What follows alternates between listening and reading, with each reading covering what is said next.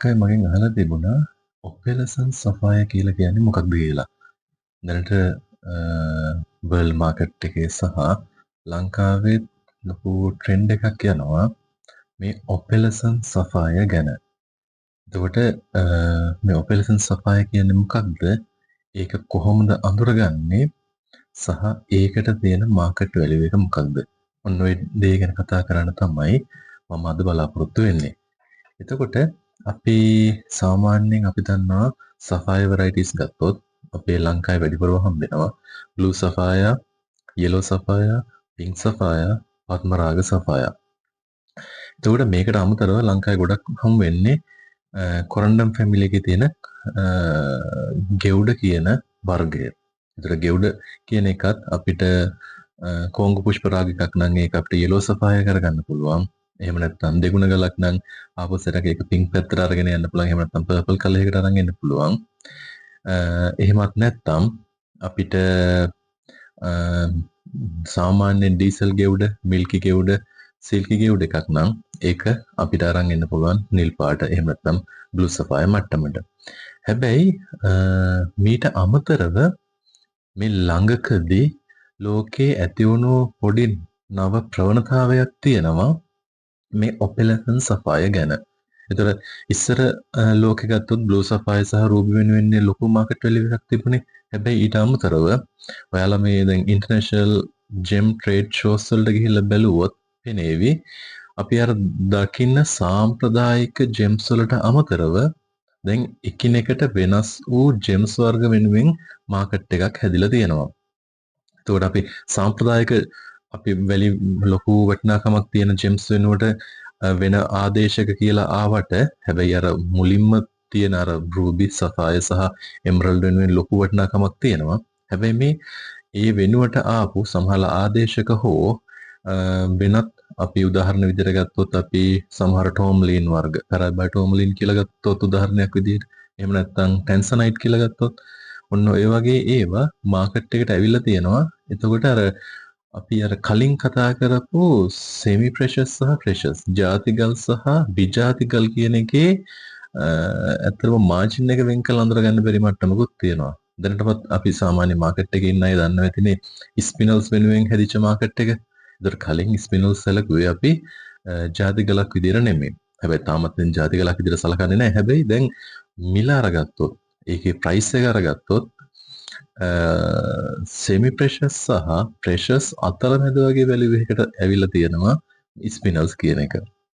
සමහරලාට ප්‍රෙෂස් ගල් ඒ කියන්නේ දැන් හොඳ නිල් පාටක් තියෙනවා කොබෝල් බ්ලූ එකක් තියෙනවා නම් ඒකේ ප්‍රයිස් එක රූබි මොකද සෆාය මට්ටමටම යන්න පුළුවන් හැකියාවක් තියෙනවා. ඒ වගේම රෙඩ් ස්පිනල් එක හොඳ රෙඩ් කලර් එකක් තියෙනවා. ඒක රූබි මට්ටමටම යන්න පුළුවන් හැකියාවක් තියෙනවා. කොහොම හරි අර කලින් කතා කරා වගේ ඒ වගේම තමයි. ඔව් තව එකක් තියෙනවා. දැන් ටීල් සෆාය කියලා එක ගත්තොත් දැන් කලින් ටීල් සෆාය කියලා එකක් මාකට් එකේ තිබුණේ නෑනේ. මාකට් එකට වෙනම අර අඳුන්වලා දුන්න එකක් සහ වෙනම මාකට් වැලියු එකක් හැදිච්ච එකක් නේ දැන් ටීල් සෆාය කියලා කියන්නේ. ඒතර අන්න ඒ වගේම ඔන්න ඔය සෆාය ෆැමිලි එකට අලුතෙන්ම ආවා කියලා කියන්න බෑ. කලින් ඉඳන් තිබුණා. මේක ළඟදී මාකට් වුණ ජෙම් එකක් විදිහට තමයි මේ ඔපෙලසන් සෆාය එක අරගන්න පුළුවන්. මම මේ දාන ෆොටෝස් වල චුට්ටක් බලන්න මේ ඔපෙලසන් සෆාය වල තියෙන මේ අපියරන්ස් එක. ඇතුලේ තියෙනවා පොඩි ක්ලවුඩි අපියරන්ස් එකක්. ගොඩක් වෙලාවට අර ගෙවුඩ කියලා පැටලෙන්න පුළුවන්. ගොඩක් වෙලාවට මේ ඔපෙලසන් සෆාය කියන එක සාමාන්‍ය මිනිස්සු අතර ලොකු අවයානස් එකක්. දැනුවත් භාවයක් නැතිකම හින්දා. අන්න ඒක හින්දා තමයි ගොඩක් දෙනෙක් මගෙන් ඉල්ලීමක් කරේ මේ සම්බන්ධයෙන් වීඩියෝ ක්ලිප් එකක් කරන්න පුළුවන්ද කියලා. එතකොට මේ ෆොටෝස් වල මේ දැක්ක මේ ඔපෙලසන් සෆාය වල ඇතුලේ තියෙනව නේද නිකන් අර මිල්කි හෝ ක්ලවුඩි අපියරන්ස් එකක්. එතකොට ඔන්න ඔය ක්ලවුඩි හෝ මිල්කි අපියරන්ස් එක හින්දා තමයි මේකට මේ ඔපෙලසන් සෆාය කියලා කියන්නේ. ඇත්තටම මේක මේ ට්‍රේඩ් ටර්ම් එකක්. මම මගේ ඔය GI එකේ ඉගෙන ගත්ත පොත්වලත් බැලුවා මේ ඔපෙලසන් සෆාය ගැන මොන හරි දෙයක් කියවිලා හරි තියනවද කියලා. එතකොට මම ඉගෙන ගත්තේ මීට අවුරුදු 2කට කලින්නේ. එතකොට ඒ 2කට කලින්වත් එයාලගේ ටෙක්ස්ට් බුක්ස් වලවත් දාලා තිබුණේ නැහැ මේ ඔපෙලසන් සෆාය කියලා වෙනම කැටගරි එකක්. කොහොම නමුත් අර දැන් ස්පිනල් ගත්තොත් මෙහෙන් ස්පිනල් කියලා වෙනම කැටගරි එකක් විතර සලකන්නේ නැහැනේ. අර අන්න ඒ වගේ තමයි මේකෙත් ඔපෙලසන් සෆාය කියන එක ටෙක්ස් බොක්ස් වල හරි නැත්නම් හරි මේ ඔය GI එකේ එහෙම නැත්නම් ගුබ්ලින් එකේ හරි එහෙම නැත්නම් SSCF ලා හරි ඩිෆයින් කරලා හරියකට ඩිෆයින් කරලා නොතිබුණත් සමහර වෙලාවට මාකට් එකේ ට්‍රෙන්ඩ්ස් අනුව සමහරලාට යාලට මේක ඉදිරියේදී සමහරලාට ඇතුළත් කරන්නත් අවස්ථාවක් ලැබේවි.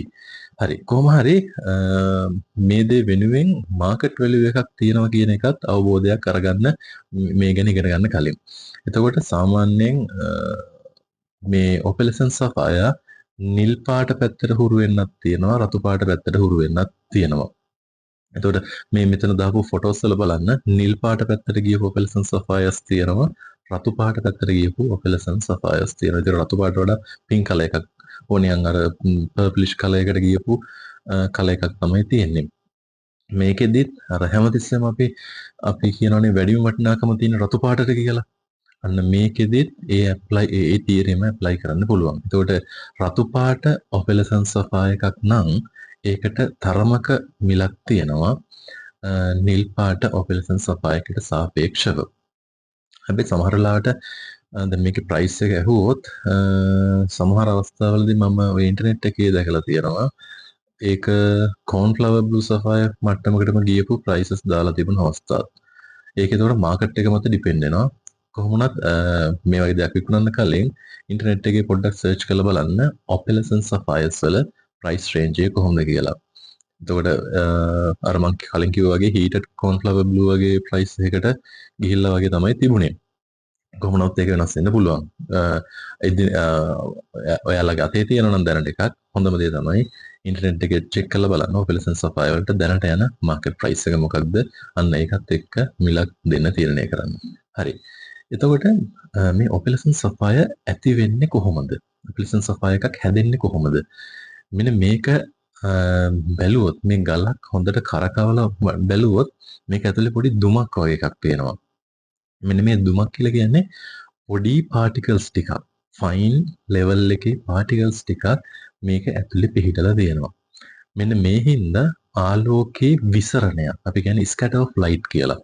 ආලෝකයේ විසරණයකට ලක්වීමක් වෙනවා මේ පොඩි පාටිකල්ස් හින්දා. අන්න ඒකින්ද තමයි මේ අර අමුතු ඉෆෙක්ට් එකක් විදිහට මේ පේන්නේ. මේ ඔපිලසන්ස් ඉෆෙක්ට් එක කියලා තමයි යාලා ඒක හඳුන්වලා දෙන්නේ. හැබැයි අර ඕපල් වල තියෙන ප්ලේ ඔෆ් කලර් ඉෆෙක්ට් එක නම් නෙමෙයි මෙතන තියෙන්නේ. බොඩි ඔයිලිෂ් ගතියක් එක්ක වගේ න ක්ලවුඩි අපියරන්ස් එකක් එක්ක ආපු ඉෆෙක්ට් එකක් තමයි තියෙන්නේ. කොහොම නමුත් අර ඕපල් වල ඉෆෙක්ට් එක නොවුනත් ට්‍රේඩ් එකේ පාවිච්චි වෙන්නේ ඔපෙලසන් සෆායර් කියලා. කියන ඕපල් වගේ සෆායර් කියන එකක් තමයි. හැබැයි මෙතන මතක තියාගන්න අර ඕපල් වල තියෙන ප්ලේ ඔෆ් කලර් එකක් මේක දක්නට ලැබෙන්නේ නැහැ. හරි. එතකොට මේක සාමාන්‍යයෙන් ගෙවුඩයකින් වෙන් කරලා අඳුරගන්නේ කොහොමද? එතකොට සාමාන්‍යයෙන් ඔය සිල්කි ගෙවුඩයක් තියෙනවා නම් සිල්කි අපියරන්ස් එකත් මේකත් අතර සම්බන්ධයක් නැහැ. අපිට වැඩිපුරම කල්පනා කරලා බලන්න වෙන්නේ ඩීසල් සහ මිල්කි ගෙවුඩවල.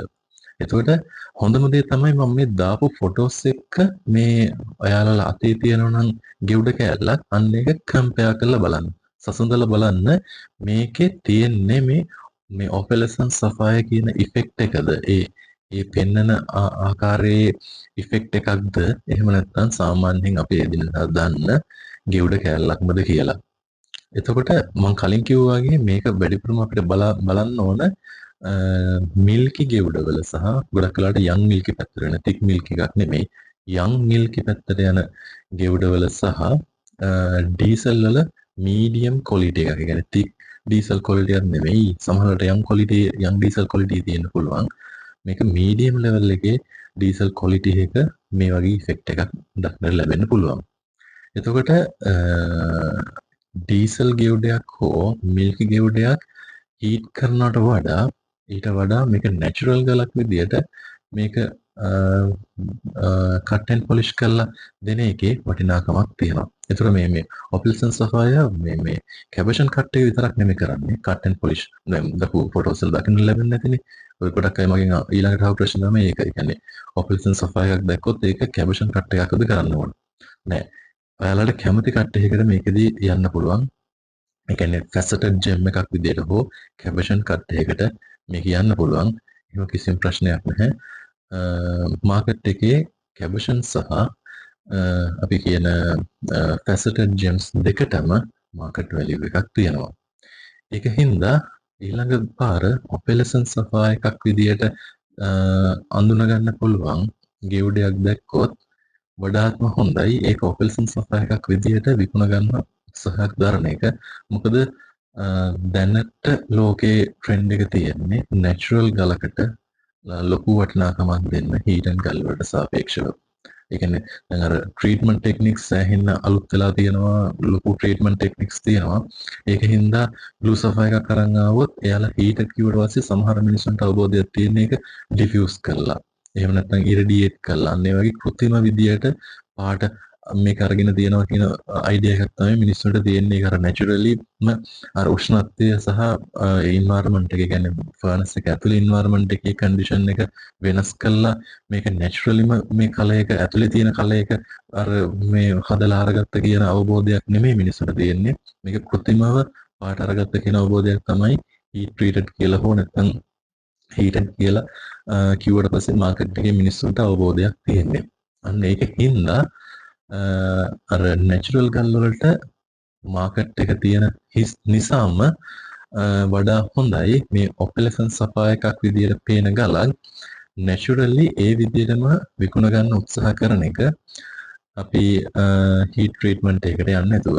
හැබැයි ඔපෙලසන් සපා යටතට මේක එන්නේ නැත්නම් වඩාත්ම හොඳම දේ සහ වඩාත්ම ඉන්කම් එකක් ගන්න පුළුවන්, වඩාත්ම වැලියු වැඩ් කරගන්න පුළුවන් මෙතඩ් එකක් තමයි මේ හීට් ට්‍රීට්මන්ට් එක.